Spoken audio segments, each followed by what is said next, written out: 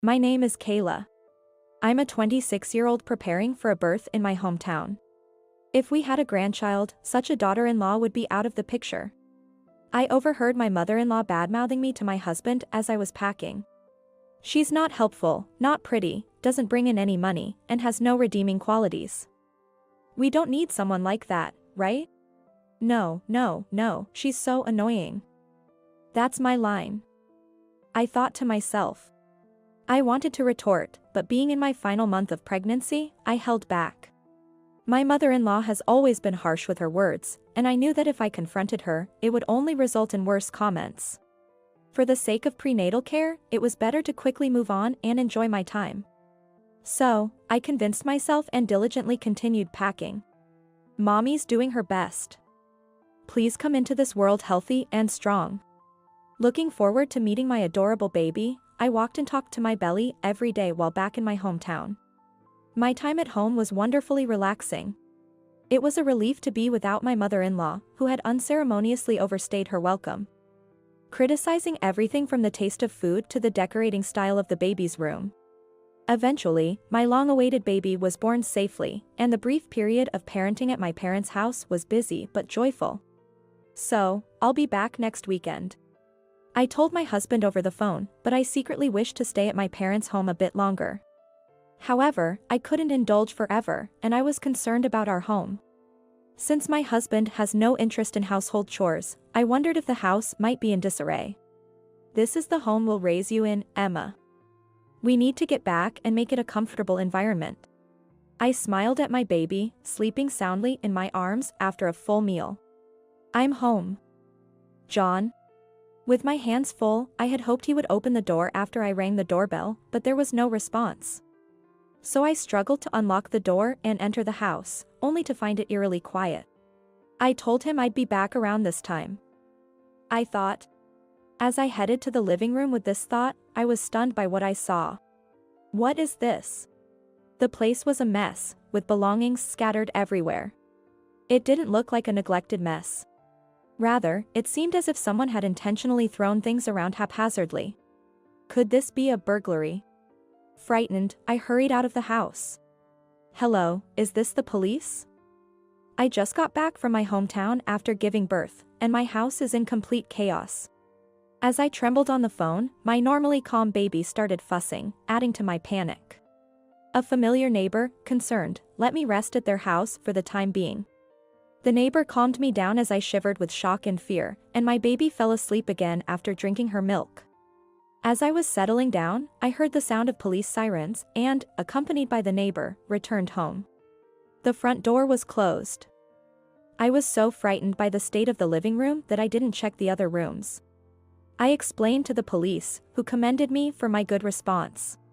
Leaving the house and waiting for the police was the safest course of action in case of a burglary, they said. I hadn't thought about the danger of encountering the burglar, but the thought alone terrified me even more. What? Why are the police here? The shrill voice echoed as the explanation to the police was wrapping up. Oh, Mom, it's terrible.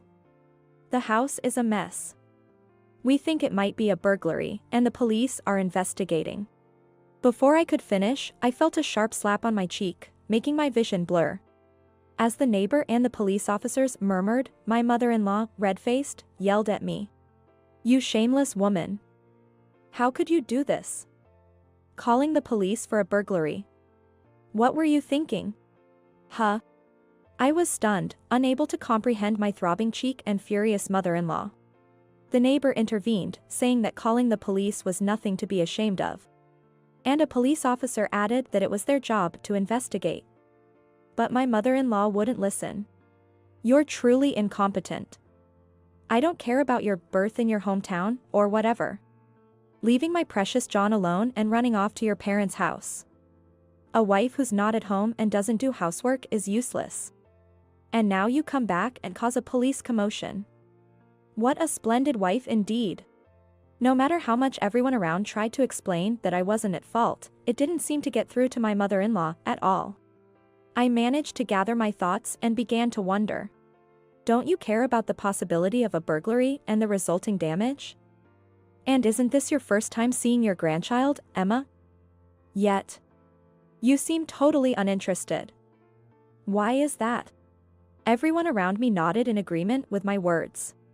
Well, that's not the point. How dare a daughter-in-law, who doesn't even apologize, blame her mother-in-law like this? Mother-in-law dodged my question and continued to assert her point of view. Mom?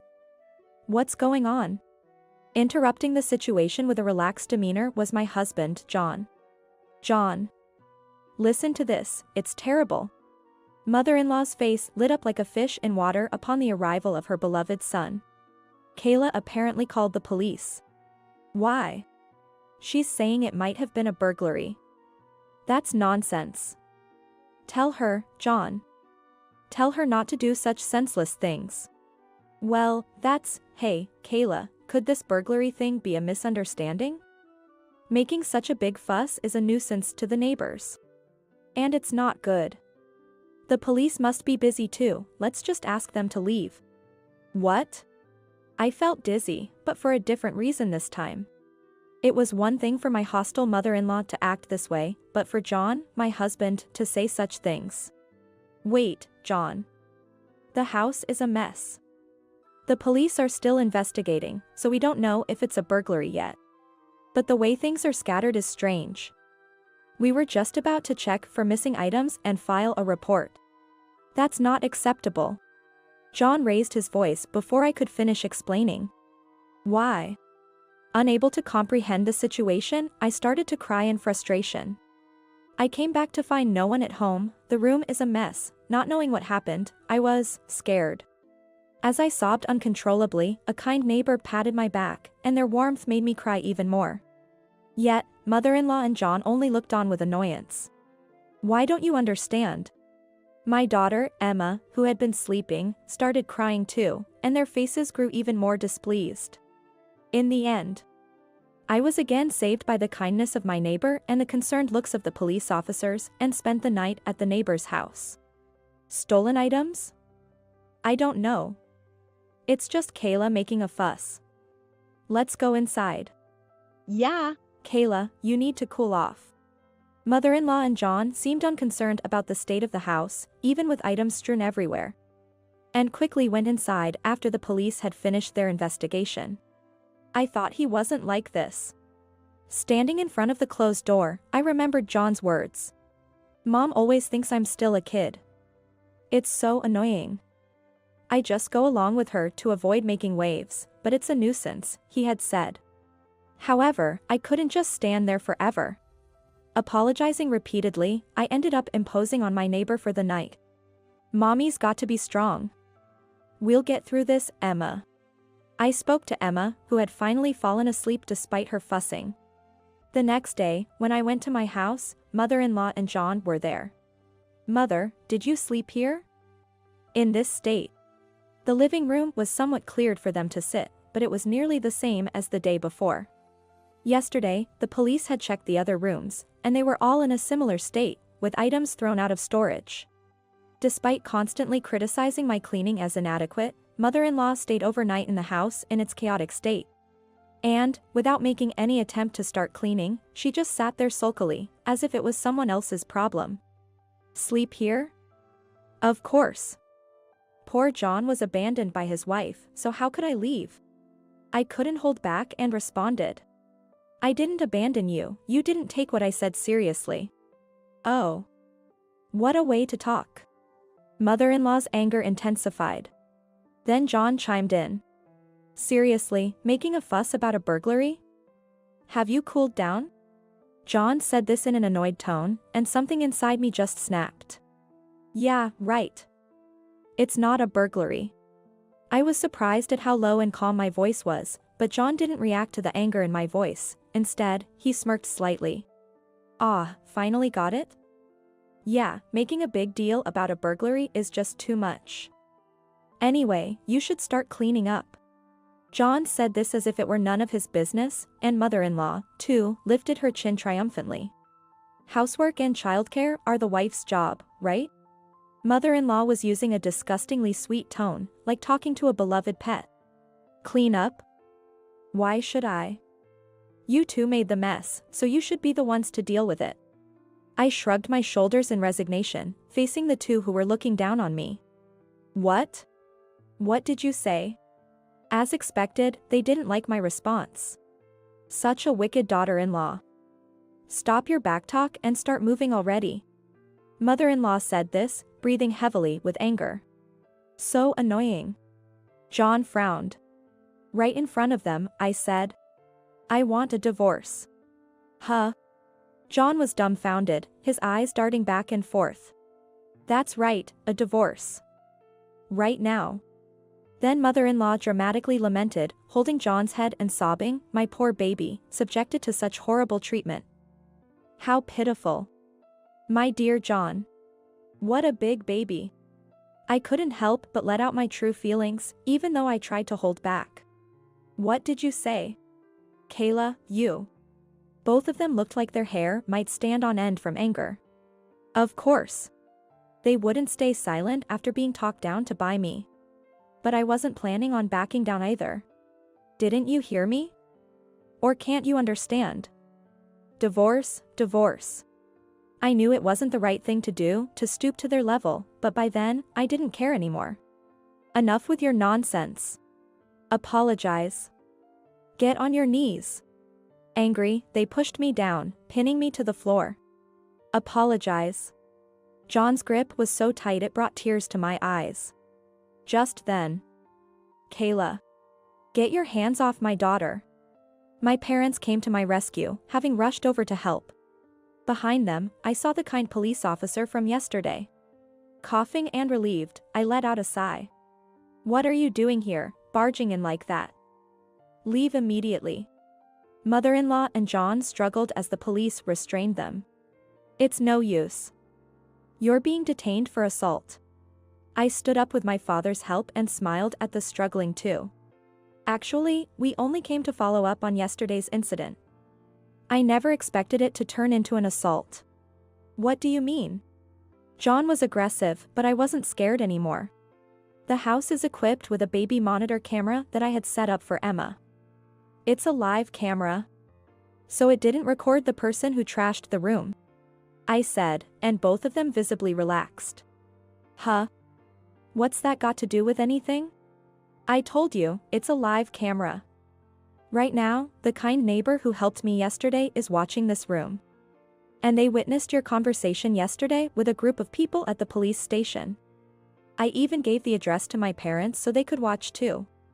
You see, after mother-in-law and John disappeared behind the door yesterday, I started checking the baby monitor.